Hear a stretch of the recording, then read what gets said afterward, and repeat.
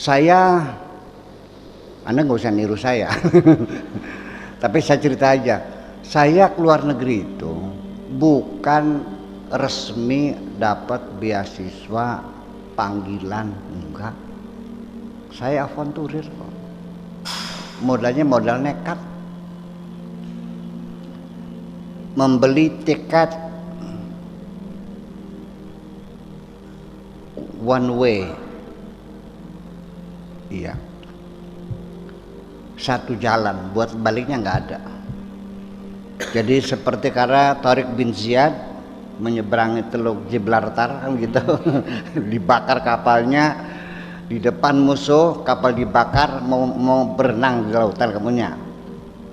Jadi seperti itu. Di sana saya nggak punya saudara, nggak punya teman, kenalan juga nggak ada. Nekat aja. Ya, mati ayo. Ya kan begitu. Kayak semacam itu. Datang ke sana saya mencari beasiswa sampai nungguin menteri di kantornya kan gitu. Setiap pagi, namanya menteri kan datangnya kan kadang-kadang. Ya bukan pegawai kan, gitu kan. Jabatan politis semacam itu datang kadang-kadang juga menteri nggak pernah datang ke kantor. Ya kan gitu. Semua orang datang ke rumahnya. Kita nungguin gitu. Dah. Sampai di sana juga saya di asrama numpang di tempat, saya juga menempatkan diri sebagai orang yang numpang andon urip lah, mau makan ya, sengaja saya pun supaya ada uruk-uruknya saya makan juga, saya tahu diri kok. Ibu saya sangat mengajari semacam itu tuh. Ya, numpang rumah orang itu sejak kecil, piring cuci semuanya, jangan seperti bos besar gitu, ya gitu. Nah ya artinya bahwa ya saya ke pasar, saya masak segala macam, bukan memposisikan dia sebagai pembantu, tidak, tapi saya ingin membayar makanan yang saya santap ini dengan tenaga saya. Sampai saya cerita ke Kiai Masyuri Syahid juga, saya pernah terdampar di rumahnya Kiai Masyuri Syahid mau ke Libya, terjadi clash, konflik dengan Mesir. Jadi kan bordernya kan ditutup, tank Bajam Lulu, nggak boleh di situ, nggak boleh, tutup. Sampai 1 bulan nunggu di rumahnya Pak Kiai Masyuri Syahid, orang Geraksan tuh. 1 bulan situ saya dikasih makan, ya piring saya cucikan, lantainya saya pel semuanya, lantai kan pakai kayu tuh, gak usah pakai minyak tanah semuanya. WC yang berkerak-kerak saya bersihkan sekali semuanya kan gitu, sebagai urut. Ya dia melarang, nggak usah, udah diam aja, biar halal apa yang saya makan gitu aja kok. Ya kan gitu. Setelah saya pulang dia nangis kok, kehilangan kan. Oh berarti saya pernah hadir kalau begitu kan gitu.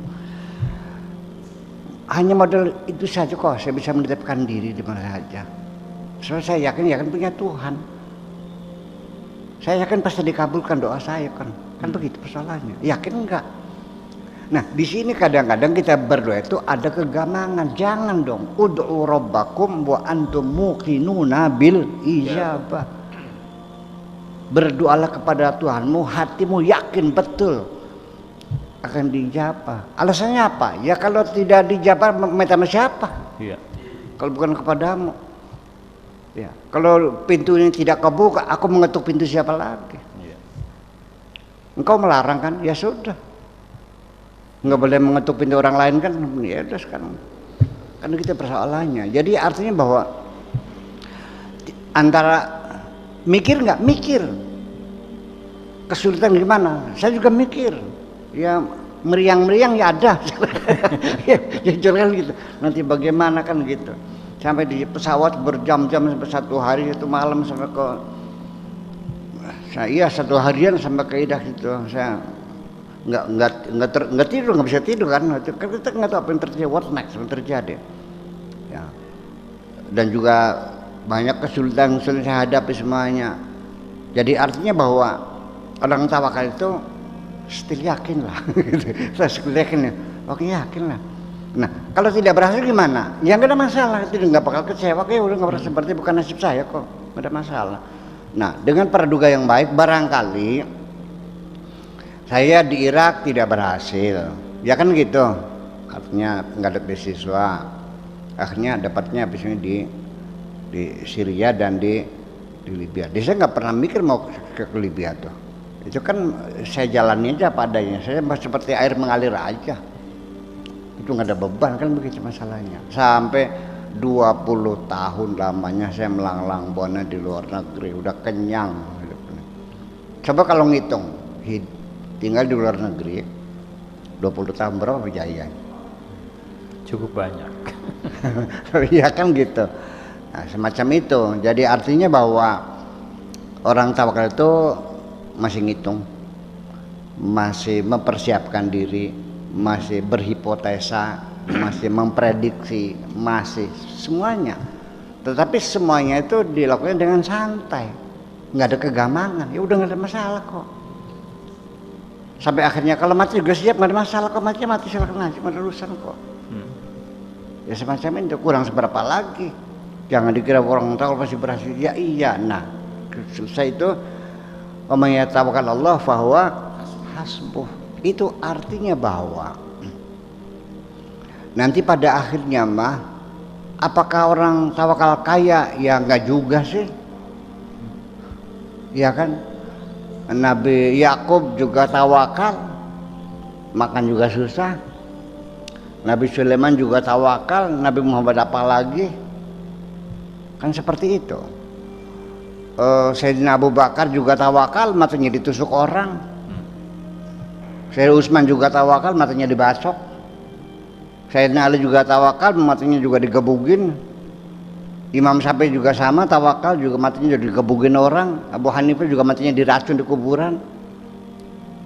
Jadi bagaimana akhiran kehidupan kematian dengan cara apa? Udah jangan berkomentar, mati satu sama, ketabrak, kena racun, kena corona. Iya, itu saja. Mana gue takut. Itu. Jadi tidak ada gamangan, tidak kalau ketakut udah puncaknya ya.